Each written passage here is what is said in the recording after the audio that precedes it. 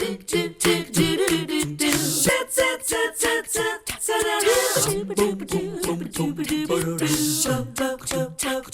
morning. So nice to have you join us on this beautiful day. I'm going to say it's beautiful, even though it's cloudy outside.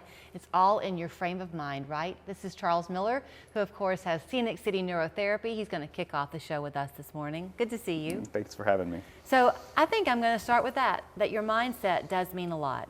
It does. However, you always will say when you and I have these conversations about the work you do at Scenic City Neurotherapy, that if people could, quote, think their way out of this or feel their way out of this on their own, they would do it. But to just casually say, oh, your mindset is important, that isn't always so easy. I mean, you're not wrong. Mindset is absolutely important, but what are our thoughts and feelings? People think that, you know, when I get anxious, then my brain starts racing. It's actually the other way around. Your brain starts racing, and that produces the feeling of anxiety. The feelings are the product. They're what comes out of us. They're the end result of how our brain's communicating. So you sat down today with a couple of talking points, and I latched on to one because I had not heard you discuss it before. Yeah. And it's neuroinflammation. So we talk all the time about our bodies being inflamed. We don't think a lot about our brains being inflamed. Is it that literal of a connection? Well, we oftentimes will say, well, there's our brain and then there's our body, but it's actually just one big unit. It's just your brain is the organ that you perceive with. Okay.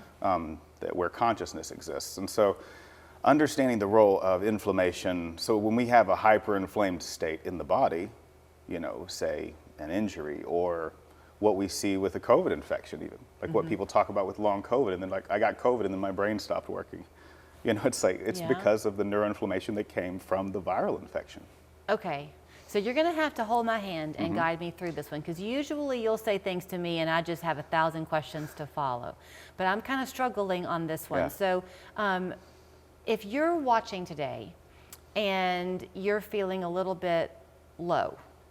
Well, yeah, or a lot of bit low. Okay, typically for you, it's a lot of bit Yeah, low. I usually You're get seeing people after everything else has been tried and nothing else has worked. And Okay. So they're kind of in this it's almost like a paralyzed state sometimes, can it not be? Yeah, they feel very stagnant. They feel like they're not moving. They feel like when they have a good day, they're few and far between. Okay. So is what happens, you mentioned anxiety, so let's keep it there. If you're really highly anxious to the point where it's hard for you to function the way you would like to, and that's kind of become your norm, so you might not even know it. Yeah. Is that fair to say? Is your brain inflamed? It is. It's chronically inflamed. So this rapid firing synaptic connectivity based on how your brain, and then how your brain recovers from that. If, you know, just like with activity in a muscle, when we're using our brain, it's increasing waste product. There's a lot of, increased activity leads to increased inflammation. That's how it works. If your brain is flaccid, it's not inflamed.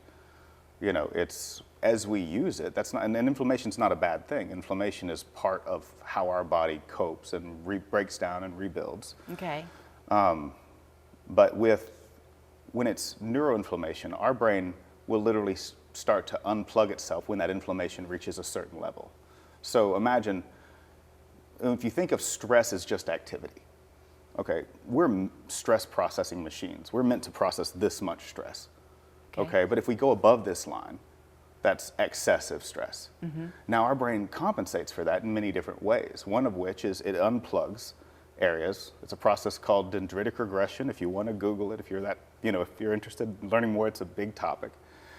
But understanding that our brain unplugs areas that are overstimulated. And then when we sleep at night, your brain secretes a protein called brain-derived neurotrophic factor, and it starts plugging things back in and adapting to that excessive use. Now, what happens when we go above this line, we stay above this line all day?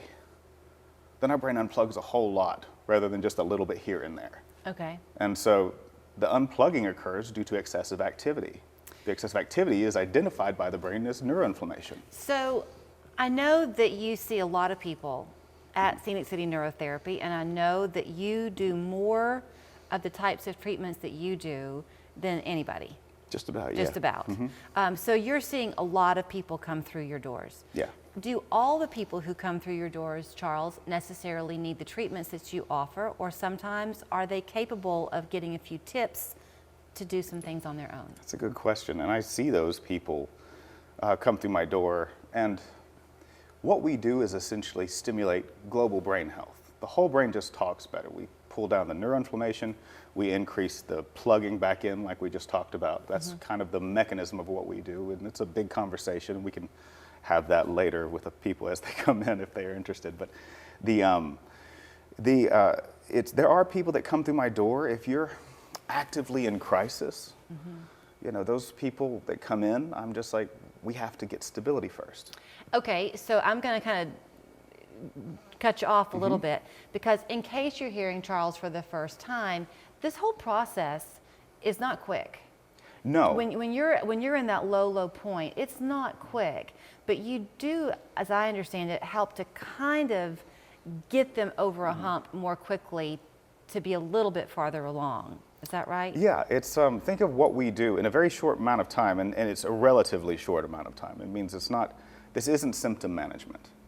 We're dealing, so what we work on, like I was talking about, it's like the brain processes things. The world comes in, your brain processes and spits out an emotion or a physical or visceral response to what's happening around you. But the emotion is the end result. But that's what you perceive. So like if you're anxious all the time, then we can look around at the world around us and say, is something causing the anxiety? And if you look around and say, things are pretty good, why am I anxious? You know, what is the problem here?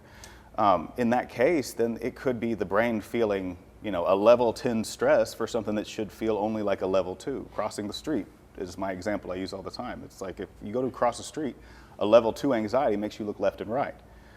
You know, a level 10 makes you afraid to cross. A level 10 makes me afraid to cross the street. I only have a couple of minutes left. Is it a good idea, though, to remember what you said on the anxiety side anyway, that it's often when your brain is still that increases the anxiety? So if there are places that make you happy, if you feel good when you go to the grocery store, then maybe go to the grocery store and be around people. I mean, is that a good tip? It can be, but where most of the people that come in to see me, when we talk, it's like, I do that thing I know I enjoy, and I know I like to do, and objectively, I'm like, this should feel good, but the feeling's not there.